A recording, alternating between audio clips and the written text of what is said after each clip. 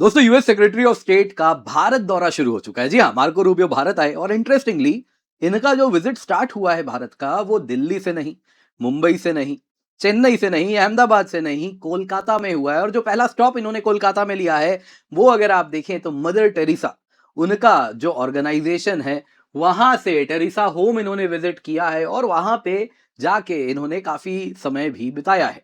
अब दोस्तों इंटरेस्टिंगली आपको एक बात बताना चाहूंगा, यहाँ पे अगर आप देखें तो इससे पहले मार्को रूबियो भारत आते ऑलरेडी अगर आप देखें तो यूएस में जो सेनेटर्स वगैरह हैं, जो लॉ मेकर्स हैं, कांग्रेसमैन हैं, उन्होंने मार्को रूबियो को कहा था कि आप जरूर कोलकाता जाके मदर टेरेसा का एफसीआरए लाइसेंस वाला क्लॉज जरूर चर्चा कीजिएगा। दरअसल दोस्तों मदर टेरेसा का जो ऑर्गेनाइजेशन है उसका नाम है मिशनरीज ऑफ चैरिटी, और इनका जो एफसीआरए लाइसेंस है वो अगर आप देखें तो दिसंबर 2026 में समाप्त हो जाएगा और फिर रिन्यू होगा नहीं होगा, अब किसने देखा है क्या होगा। तो यहां पे दोस्तों ये सवाल पूछा जा रहा है, यदि मिशनरीज ऑफ चैरिटी का एफसीआरए लाइसेंस अप्रूव नहीं हुआ तो क्या होगा। इससे पहले भी कुछ दिनों के लिए सस्पेंड हुआ था और उसके साथ बड़ा हाहाकार यूएस में मचा था। आप देख सकते हैं यूएस लॉ मेकर ने यह भी फ्लैग किया कि इंडिया अपने एफसीआरए लॉ को क्यों बदल रहा है। दरअसल दोस्तों हम फॉरेन कंट्रीब्यूशन रेगुलेशन एक्ट को इसमें एक अमेंडमेंट लाना चाह रहे हैं। ऑलरेडी अगर आप देखें तो इस पर चर्चा भी शुरू हो गई है। मार्च में हमारे दो हाउसेस में से एक हाउस में ये बिल रख भी दिया गया है, उस पर चर्चा भी हुई है, जिसमें एक प्रावधान डाला गया है यदि किसी ऑर्गेनाइजेशन का एफसीआरए लाइसेंस कैंसिल हो जाता है तो वो एनजीओ ऐसा ना हो कि लाइसेंस कैंसिल होने के बाद अपने एसेट समेट के बेच के निकल ले।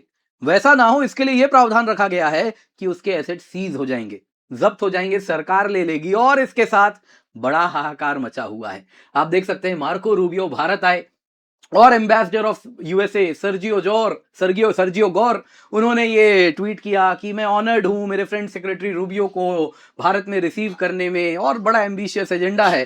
अब दोस्तों इस प्रकार का ट्वीट वैसे तो भारत की तरफ से आना चाहिए था कि US secretary of state Bharat आए हैं, अच्छा लगा आपसे मिल के, लेकिन आप देख सकते हैं बड़ा ही कोल्ड रिसेप्शन दिख रहा है। सर्जियो गौर हैं और उनके पीछे यूएस एम्बेसडर हैं, खास सीनियर इंडियन डेलीगेशन से कोई इनको लेने वगैरह खास आया नहीं है, जो बेसिक प्रोटोकॉल है वो दे दिया गया है। अब इसके साथ अगर आप ट्विटर स्पेस में जाएं, इनके इस सर्जियो गौर के इस ट्वीट के नीचे देखें तो भारतीय बड़े नाराज हैं। वो कह रहे हैं भारत क्या करने आए हो, जाओ जाके पाकिस्तान जाओ, बांग्लादेश जाओ, यहाँ पे क्या रखा है। खैर दोस्तों यहाँ पे भारत आने के पीछे इनका एक हिडन एजेंडा है जो कि भारत में इंटरफेरेंस है with respect to FCRA law. तो वो क्या इंटरफेरेंस है उसको बेहद आवश्यक है हम जाने। और साथ ही साथ जब बात होती है मिशनरीज की, तो क्या वो किसी देशों के अंदर इंटरफेयर करते हैं। तो यहां पे दोस्तों एक बड़ा गहरा सीआईए कनेक्शन भी रहा है। मैं आपको हिस्टोरिकल रिकॉर्ड्स के आधार पे ही बोलूंगा, जैसा मैं हमेशा बोलता हूं। तो आइए उसके साथ वीडियो शुरू करते हैं। इससे पहले कल वीडियो नहीं आया, उसके लिए माफी चाहूंगा।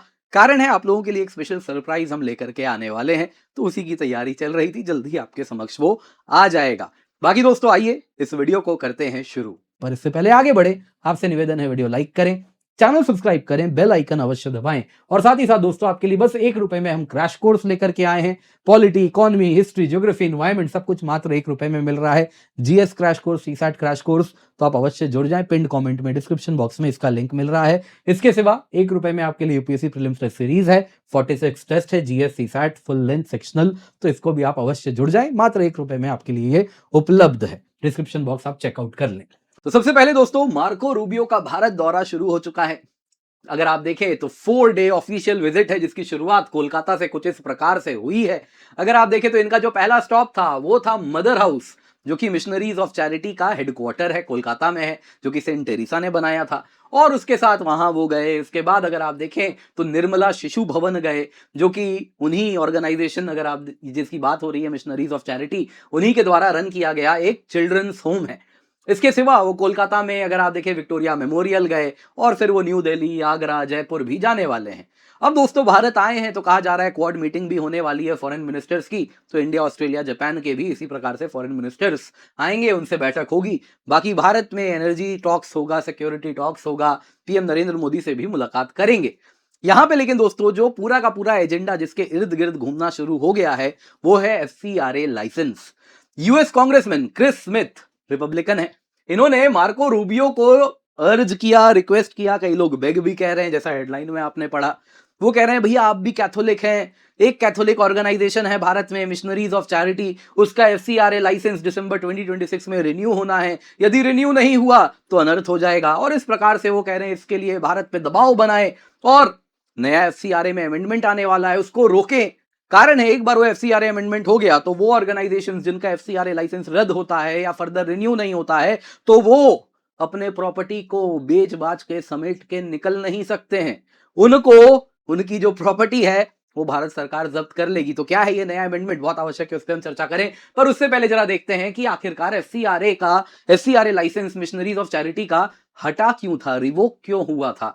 तो दरअसल मिशनरीज ऑफ चैरिटी का एफसीआरए लाइसेंस और उसका रजिस्ट्रेशन नंबर है, क्लियर है, और ये लाइसेंस लेट 2021 तक वैलिड था। दिसंबर 25 2021 की बात है, मिनिस्ट्री ऑफ होम अफेयर्स ने कहा कि अब इस ऑर्गेनाइजेशन का एफसीआरए लाइसेंस फर्दर रिन्यू नहीं होगा। क्यों नहीं होगा? तो मिनिस्ट्री ऑफ होम अफेयर्स ने कहा कि हमारे पास एडवर्स इनपुट्स आए हैं इस ऑर्गेनाइजेशन के बारे में, इंटेलिजेंस इनपुट्स की बात हो रही है, और तो और इस ऑर्गेनाइजेशन ने एलिजिबिलिटी कंडीशंस जो under foreign contribution regulation act होना चाहिए वो कंडीशंस मीट नहीं किए हैं। और दोस्तों बता देता हूं इसके साथ जो एफसीआरए में बदलाव हुआ, सिर्फ मिशनरीज ऑफ चैरिटी नहीं, भारत में 5000 से 6000 ऑर्गेनाइजेशंस थे जिनका एफसीआरए लाइसेंस लूज हुआ था। लेकिन बड़ा हाहाकार मचता है मिशनरीज ऑफ चैरिटी के ऊपर। उसके बाद दोस्तों सरकार ने कहा कि इसको हम इसलिए एफसीआरए लाइसेंस इनवैलिड कर रहे हैं या फर्दर रिन्यू नहीं कर रहे हैं, कारण है ऑडिट में हमें कुछ इरेगुलरिटीज दिखे हैं। तो हमें कुछ डॉक्यूमेंट्स थे जो कि दिखे नहीं, जो कि इस ऑर्गेनाइजेशन ने पेश किए हों। दूसरा, इस ऑर्गेनाइजेशन के खिलाफ कंप्लेन आया है। गुजरात में एक केस था जिसके द्वारा वो छोटी बच्चियों को इस ऑर्गेनाइजेशन में कन्वर्जन करने का प्रयास किया जा रहा था। अब दोस्तों यहां पे आपको बता देता हूं एफसीआरए का बड़ा क्लियर पर्पस है। मिनिस्ट्री ऑफ होम अफेयर्स ने कहा है विदेश से पैसा अगर कोई संस्था भारत में ले रही है तो उस संस्था का किसी भी हाल में इस्तेमाल पॉलिटिकल पर्पस के लिए नहीं होगा, एंटी नेशनल पर्पस के लिए नहीं होगा, रिलीजियस कन्वर्जन के लिए नहीं हो सकता है। आप विदेश से पैसा लेके मानवता के उत्थान के लिए काम कर सकते हैं, लेकिन धर्म परिवर्तन, मजहब बदलने के लिए नहीं कर सकते हैं। और उसको आप चैरिटी का नाम देके अंदर में, है ना, धर्म बदलने का काम अगर हो रहा है तो वो नहीं अलाउड है, वो बड़ा क्लियर है, एफसीआरए के अनुसार नहीं कर सकते हैं। तो इस वजह से जो गुजरात से केस आया उस पर अगर आप देखें तो मिनिस्ट्री ऑफ होम अफेयर्स ने काम किया।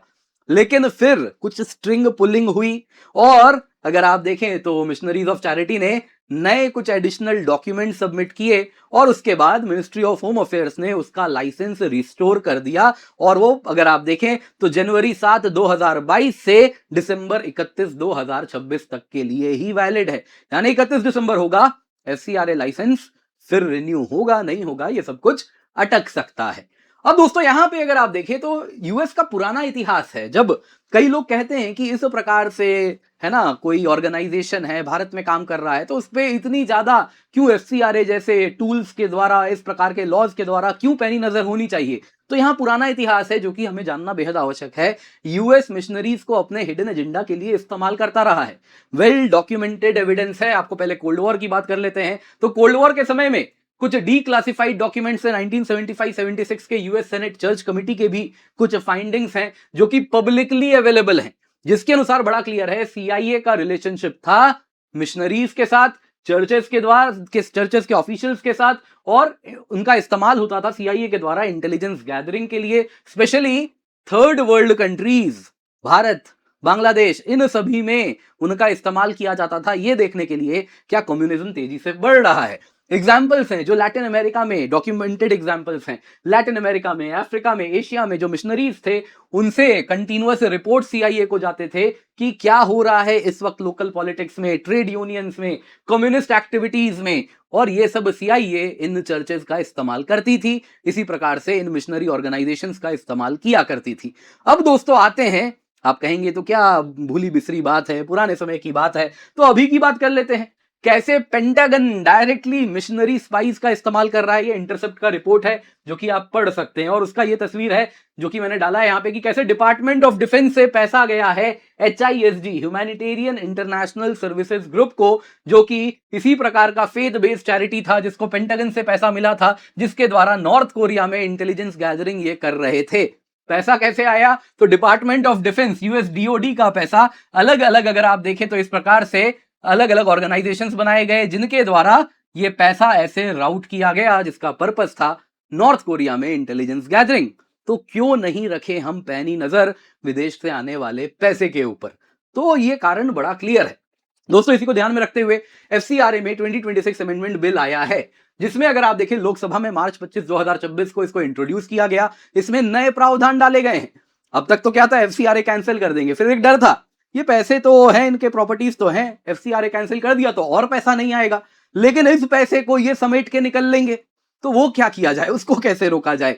तो इसीलिए सबसे पहला प्रावधान ये है कि यदि आपका एफसीआरए लाइसेंस रिन्यू नहीं होता है, आपने या तो रीअप्लाई नहीं किया या आपको डिनाई कर दिया गया, रीअप्लाई आपने किया, सरकार ने कहा नहीं एफसीआरए नहीं देंगे, या फिर आपने एक्सपायरी के पहले उसे वापस नहीं लिया या सरकार देने से मना कर दे, कुछ भी हो तो यह माना जाएगा कि आपका एफसीआरए लाइसेंस रद्द हो चुका है। सस्पेंशन नहीं, खत्म हो चुका है, सिसेशन ऑफ रजिस्ट्रेशन होगा।